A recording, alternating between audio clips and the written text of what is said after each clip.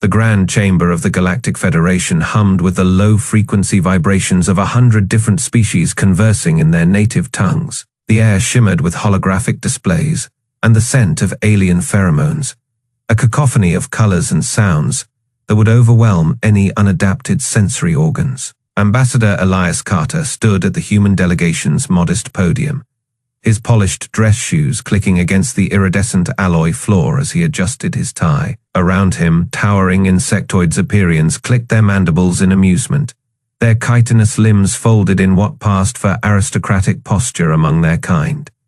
Phosphorians pulsed with soft bioluminescent laughter, their jelly-like bodies rippling with condescension. High Speaker Vrox's voice cut through the murmurs like a vibro.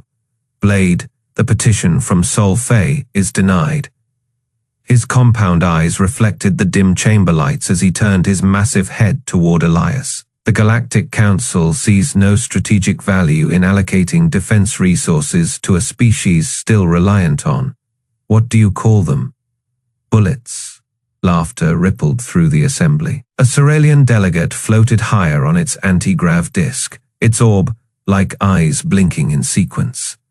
Their ships can't even break the fourth light barrier. Why should we waste shield generators on primitive kinetics? Elias kept his breathing steady, his fingers tracing the smooth surface of his wristpad beneath the podium. The coded message he'd prepared earlier waited for a single tap to transmit. He could feel the weight of centuries of human history pressing against his ribs. Every war, every breakthrough, every moment of defiance condensed into this single diplomatic stand. Councillor Lumine's pulsed a deep violet, the Phosphorian standard color for delivering bad news. Earth's military technology is 3 generations behind minimum Federation standards. Your proposed defensive fleet would be obliterated in any actual conflict. The alien's gelatinous form quivered with what might have been pity. We cannot in good conscience authorize such a waste of resources. A Zephyrian aide clattered its forelimbs together in a mocking approximation of human applause. Perhaps they should focus on improving their biological shortcomings first. No claws, no venom, just soft flesh and arrogance. More laughter. Elias watched as the chamber's central hologram displayed schematics of human warships next to sleek Federation cruisers. The comparison was deliberately humiliating, their angular destroyers looking like ancient artillery pieces beside the flowing energy-shielded vessels of the more advanced species. Ambassador Carter, Vrox chittered. Does your government have anything to add before we move to the next agenda item? The High Speaker's antennae twitched in amusement. Some new innovation from your weapons labs, perhaps? More explosive chemical compounds? Elias allowed himself a small smile. He tapped his wristpad once. Actually, High Speaker, I do have something to share. The chamber's main display flickered, then changed to show a live feed from the Martian orbital yards. While you've been debating our petition, the United Earth Space Navy has been busy. The image zoomed in on the skeletal frames of 2 massive warships under construction. Alien murmurs rose as the camera panned across rows of railgun batteries being installed. That is the USN Defiance and USN Atlantica, Elias continued. Our first deep space battlecruisers.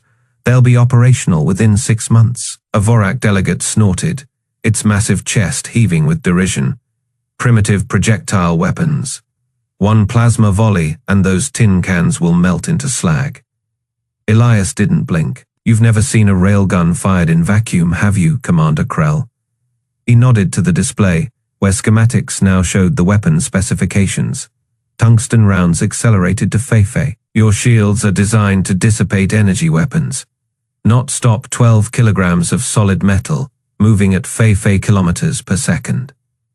The chamber fell silent for the first time since the session began. Elias watched as Vrox's antennae stiffened, the Zephyrian's body language shifting from amusement to calculation. Good. Let them wonder. Let them doubt. Councillor Luminis pulsed an uncertain orange.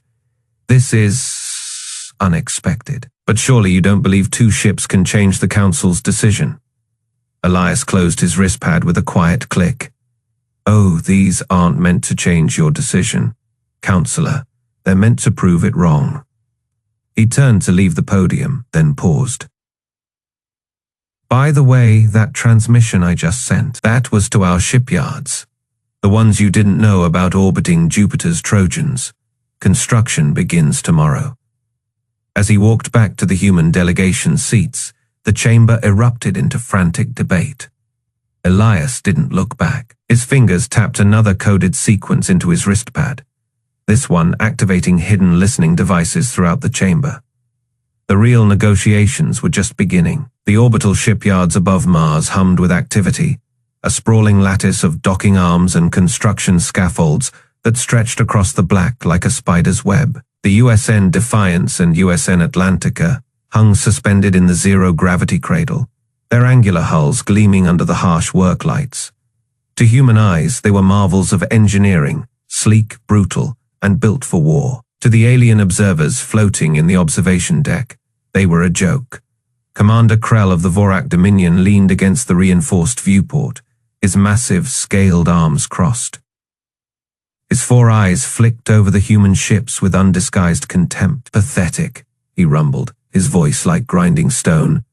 "No plasma lances, no quantum shielding, just metal tubes with primitive kinetics." Captain Ryan Blake stood beside him, hands clasped behind his back. He didn't react to the insult, though the corner of his mouth twitched. "We make do with what works," he said mildly.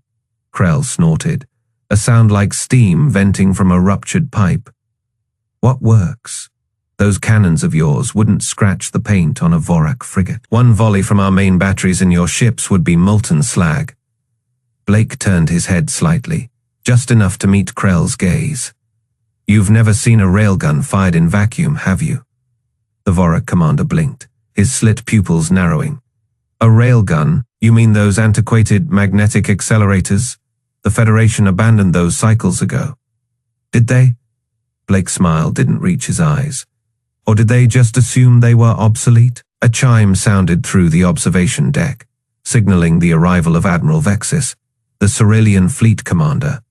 Her translucent jellyfish-like form pulsed with bioluminescent patterns as she floated toward them, her voice resonating directly into their minds. "The demonstration is prepared. Let us see if humanity's toys can impress." Blake gave a shallow bow. "By all means, Admiral. Though I should warn you, our toys bite." The group moved to the central holodisplay, where a tactical simulation flickered to life. A single human cruiser, the Defiance, faced off against a Cerulean light destroyer, a vessel twice its size and bristling with energy weapons. The aliens watched with detached amusement as the simulation began. The Cerulean ship fired first, a barrage of plasma bolts streaking toward the Defiance. The human vessel didn't evade. It didn't raise shields. It simply turned, presenting its armored prow to the incoming fire. The plasma splashed harmlessly against the reinforced plating, dissipating in ripples of superheated gas. Krell's spines bristled. "Impossible. No armor can withstand." The Defiance's railgun turrets snapped into position. A thunderclap of silent energy rippled through space as tungsten slugs accelerated to relativistic speeds. The Cerulean destroyer's shields flared, then shattered. The rounds punched clean through the hull, exiting the other side in a spray of molten debris. The observation deck fell silent. Admiral Vexis' bioluminescence flickered erratically. That should not have happened. Blake clasped his hands behind his back again. "Kinetic energy doesn't care about your shields. Admiral, physics is physics." Krell's claws flexed, gouging grooves in the deck plating. "A lucky shot, in a real battle, your ships would be swarmed before they could fire a second volley." "Would they?" Blake tapped a command into his wristpad. The simulation reset, this time with 3 human cruisers against a full Vorak battle group. The aliens watched, first with skepticism, then with dawning horror, as the human ships moved, not in the graceful arcs of plasma-powered vessels, but in sharp, brutal vectors, burning hard, cutting thrust, using gravity wells and debris fields as cover. They fought like predators, herding the Vorak ships into kill zones, their railguns firing in staggered salvos that left no room for evasion. When the simulation ended, the Vorak battle group was a field of wreckage. Krell's voice was barely a whisper. "This is not warfare, this is butchery." Blake's smile was cold.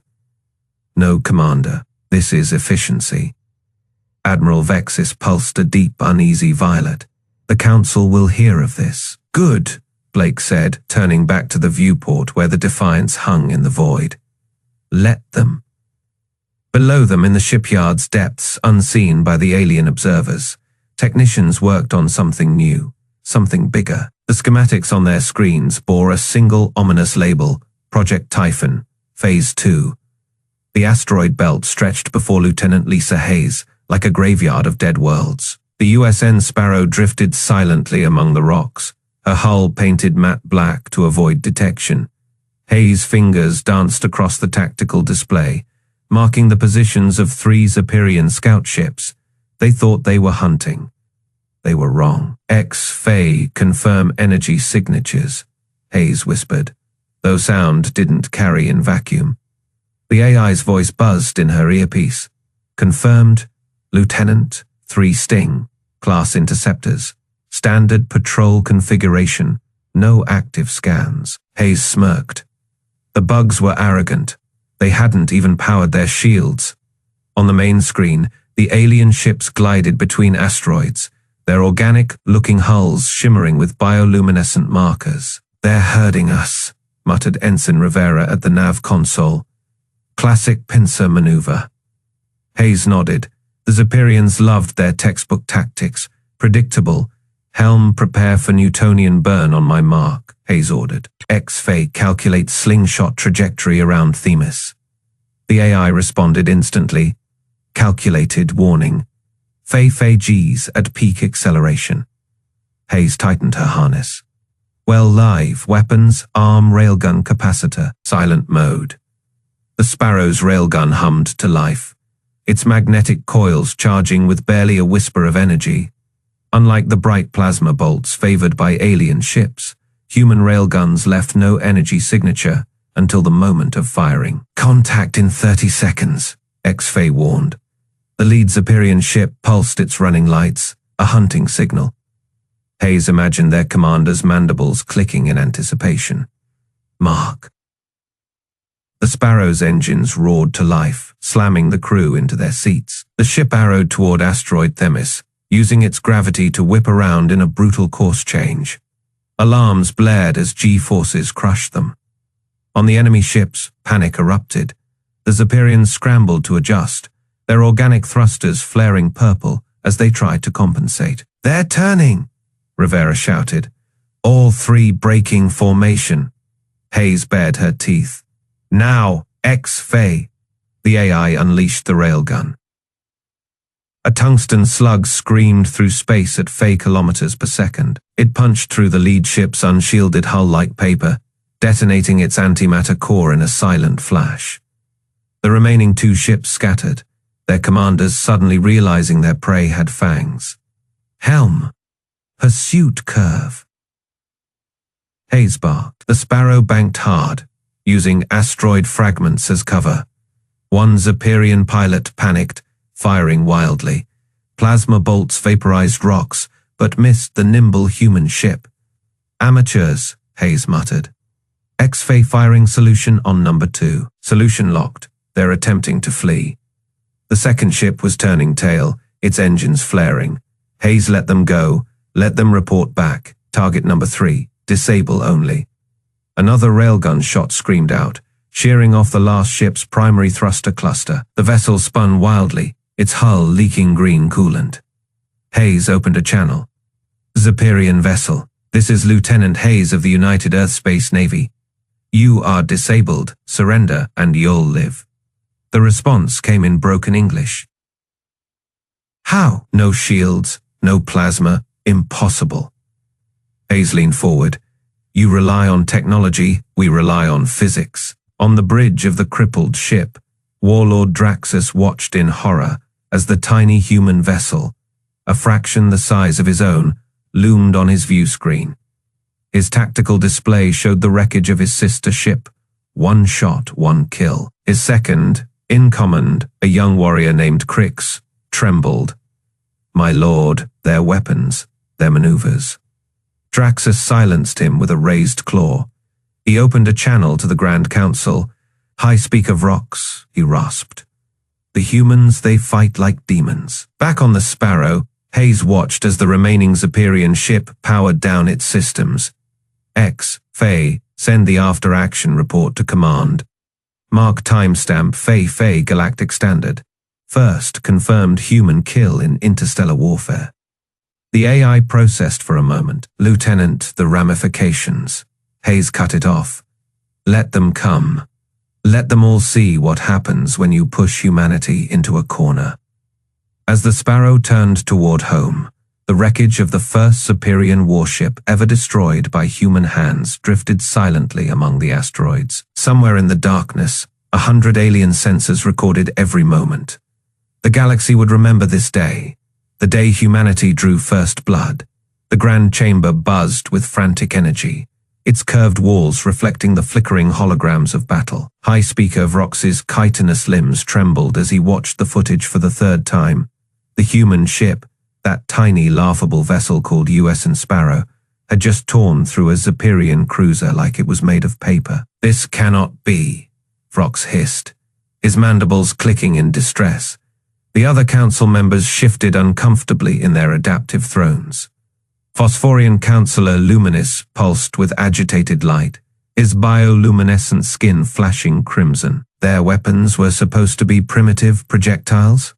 Projectiles? Admiral Vexis, a Ceralian whose floating ocular orbs now darted erratically, manipulated the hologram with a flick of his tendrils. The battle replay zoomed in on the Sparrow's railgun discharge. They didn't just fire metal slugs, Vexis said, his voice tight. They accelerated them to relativistic speeds. No shields can withstand that kinetic energy. A murmur rippled through the chamber. Elias Carter stood apart from the chaos, his hands clasped behind his back. He had waited for this moment, waited while they mocked Earth's petitions, laughed at their ships, dismissed their tactics. Now the holograms showed the truth. Brock slammed a clawed fist onto the podium. This is an outrage. Human vessels lack proper shielding. Their crews should have been cooked alive by our plasma batteries. Elias finally moved, stepping forward. The chamber quieted. You assumed our ships needed shielding, he said, his voice calm. We don't. Vexis' ocular orbs narrowed. Explain. Elias tapped his wristpad. The hologram shifted to a schematic of the US and Defiance. Our ships are built with redundant systems and spaced armor. Your plasma burns through one layer. There are 3 more beneath it. Your energy weapons rely on sustained contact to penetrate, ours don't. Councillor Luminis pulsed brighter. And your maneuvers? Those were not standard evasion patterns. A small smile touched Elias' lips. Newtonian physics. Your ships rely on inertial dampeners for sharp turns. Ours, we use inertia. Every spin, every drift, calculated. Your targeting systems couldn't predict it because your own tech made you forget the basics. Vrock's antennae twitched violently. This is not warfare. This is chaos. Elias met his gaze. No, this is humanity. The hologram flickered again, this time showing the aftermath of the asteroid belt skirmish.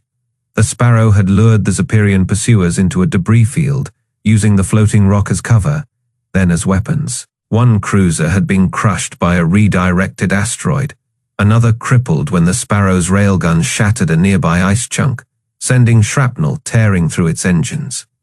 Admiral Vexis' voice was barely a whisper. They used the environment itself as a weapon. Elias nodded. We've been fighting in space for less than a century. You've had millennia. You got comfortable. We didn't have that luxury. Rox rounded on him, his exoskeleton darkening with rage. You will cease this aggression immediately. The Federation will not tolerate.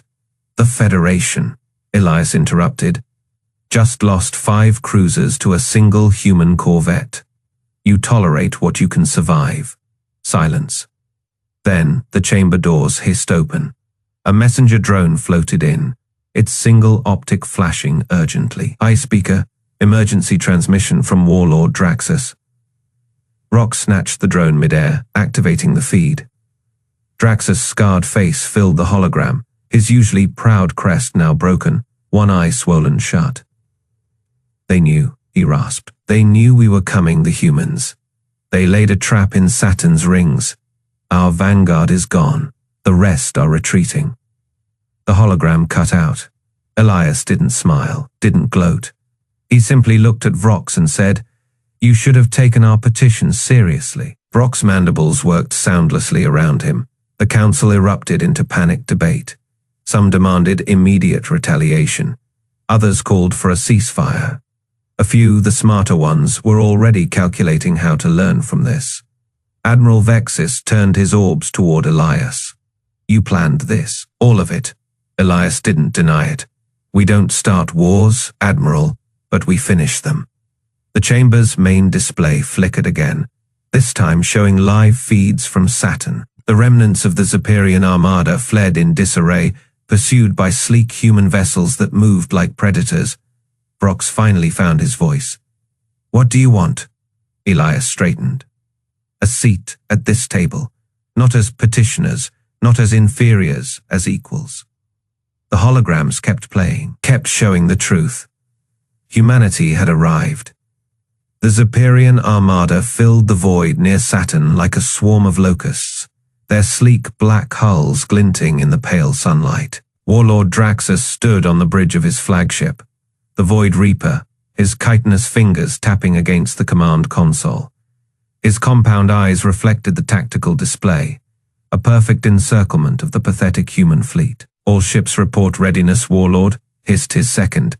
In command, mandibles twitching with anticipation, Draxus let out a low, clicking laugh. "The humans have nowhere to run. Their primitive ships cannot escape the gravity well. Today, we erase their insolence from the stars." On the bridge of the USN Defiance, Captain Ryan Blake leaned back in his chair, arms crossed. The holographic display showed the Zeperian fleet closing in, their plasma cannons charging. His crew watched him, waiting for orders. "Sir, they've locked onto us," Lieutenant Chen reported, fingers dancing over her console. "Their weapons are hot." Blake smirked. "Right on schedule." He tapped his comm. "Prometheus, you ready?" The AI's smooth voice filled the bridge. "All assets in position, awaiting your command, Captain." Outside, the Zeperian fleet tightened their formation, confident in their superior numbers. Draxus raised a clawed hand. "Fire at will, leave nothing but debris." 100 plasma lances streaked toward the human ships, only for the bolts to fizzle against empty space. The human fleet had vanished. Draxus stiffened. Where did they? Then the asteroids detonated. Hidden among Saturn's rings, the human mines, disguised as ordinary rock, erupted in silent nuclear fury. The shockwaves shattered the Zeperian vanguard, turning 3 cruisers into molten slag in seconds. Alarms wailed across Draxus's bridge as his tactical display lit up with damage reports. "Impossible," he snarled. "They lured us into a trap." On the Defiance, Blake watched the explosions ripple through the enemy formation. "That is one hell of an opening act." He straightened. "All ships full thrusters. Let's give them the main event." From the shadow of Saturn's rings, the human fleet emerged, not retreating, but charging toward the chaos. Railguns hummed to life, magnetic coils glowing red, hot as they accelerated tungsten slugs to relativistic speeds. The first volley punched clean through a Zeperian destroyer, splitting it in half like rotten fruit. Draxus's comms erupted with panicked voices. "Warlord, our shields, they mean nothing against their weapons." "Return fire," Draxus roared. "Focus all batteries on the lead human ship." Plasma bolts streaked toward the Defiance, but Blake's ship twisted like a living thing, using Saturn's gravity to slingshot out of the line of fire. The bolts sailed harmlessly past, striking one of Draxus' own cruisers instead. Damn them. Draxus slammed a fist into the console. How are they doing this? On the Defiance. Lieutenant Chen grinned. They're still trying to fight like it is a honored duel. They don't get it. Space is our battlefield. Blake keyed the fleet-wide channel. All ships, switch to pattern gamma. Let's show them why we don't need shields when we've got math. The human fleet broke formation, scattering like shrapnel. Each ship moved with terrifying precision, using microthrusters to dodge incoming fire, while their railguns fired relentlessly. A Zephyrian battleship tried to pursue the USN Atlantica, only to fly straight into a cloud of high-velocity shrapnel. Discarded hull plating the humans had left floating as a minefield. Draxus watched in horror as his armada unraveled. Ships collided in their panic. Others fired wildly, hitting their own allies. The humans moved like ghosts, striking from angles the Zephyrians had never trained to defend against. "Warlord," his sensor officer cried. "The human flagship! It is coming right for us." Draxus looked up just as the Defiance locked onto the Void Reaper. Blake's face appeared on the view screen, his smile cold. "Warlord Draxus," Blake said, "you came here thinking you'd crush us. But you made one mistake." The railgun charged. "You forgot we've been fighting in space longer than you've had warp drive." The Defiance fired. The tungsten slug tore through the Void Reaper's bridge like a bullet through paper. Draxus had just enough time to see the projectile coming before it vaporized him and half his command staff. Across the battlefield, the remaining Zephyrian ships faltered. Their formation collapsed. Some tried to flee, only to find human destroyers already cutting off their escape vectors. On the Defiance, Blake exhaled. "Prometheus, send the surrender demand and patch me through to Carter." The AI's voice was almost amused. "Transmitting, though I doubt they'll need much convincing." Blake leaned back, watching the burning wreckage of the Zephyrian fleet drift through Saturn's orbit. "Welcome to the terror phase, you overgrown roaches." The bridge of the Zephyrian flagship Dread Talon lay in ruins. Smoke curled from shattered consoles, and the acrid stench of burning chitin filled the air. High Speaker Vrox dragged himself across the deck, his carapace cracked, green ichor oozing from a dozen wounds. His compound eyes flickered toward the ruined blast doors as they groaned open. Elias Carter stepped through the wreckage, his boots crunching on broken glass. Behind him, the AI core Prometheus hovered, its blue light pulsing like a heartbeat. Carter knelt beside the dying Zephyrian leader. "You look surprised," he said. Vrox's mandibles twitched. "Impossible," he rasped. "Your fleet was outnumbered 10-1. His claws scraped weakly against the deck. "We had superior shields, superior weapons." "How?" Prometheus drifted closer. "You waged war, we evolved it." Carter pulled a small device from his belt. A hollow projector. He tapped it, and the air shimmered with battle footage. Human ships, outnumbered and outgunned, weaving through asteroid fields. Railgun rounds punching through shields, the aliens thought impregnable. Nukes hidden in debris fields, detonating at the perfect moment. "You banned us because we were unpredictable," Carter said, his voice quiet but firm. "Now you see why." Vrox's antennae drooped. "Your tactics, no logic, no honor," Carter chuckled. "Honor doesn't win wars, adaptation does." He gestured to the footage. "You thought we were primitive because we didn't fight like you. But that was our strength. You expected formations, rules, predictability. We gave you chaos." Prometheus interjected, its voice calm. "Analysis of Zephyrian fleet movements indicated a fey probability of your attack vectors. Your reliance on shield technology left your flanks exposed to kinetic strikes. Your commanders failed to account for three-dimensional space in their tactical models." Vrox let out a rattling hiss. "Machines. You let machines think for you." Carter shook his head. "No, we built machines that think like us." He leaned closer. "You underestimated humanity from the start. You saw no claws, no natural armor, and assumed weakness, but our strength was never in our bodies. It was in our minds. The Zephyrian's breathing grew labored. His voice was barely a whisper. The Council will never accept this. Carter stood, dusting off his knees. They don't have a choice. The war's over. Rox, your fleet is gone. Your homeworld is defenseless, and Earth. He smiled. Earth is just getting started. Prometheus pulsed brighter. Recommendation: immediate surrender. Further resistance will result in total annihilation of remaining Zephyrian forces. Rox's limbs trembled. For the first time, fear flickered in his multifaceted eyes. You would destroy us. Carter's expression hardened. No, but we will make sure you never threaten humanity again. He turned toward the exit. The Galactic Council will hear our terms. And this time, they'll listen. As Carter stepped back into the corridor, the last thing he heard was Rox's broken whisper. What have we awakened? Prometheus floated beside him as they walked. Query: do you believe they will comply? Carter didn't look back. Doesn't matter.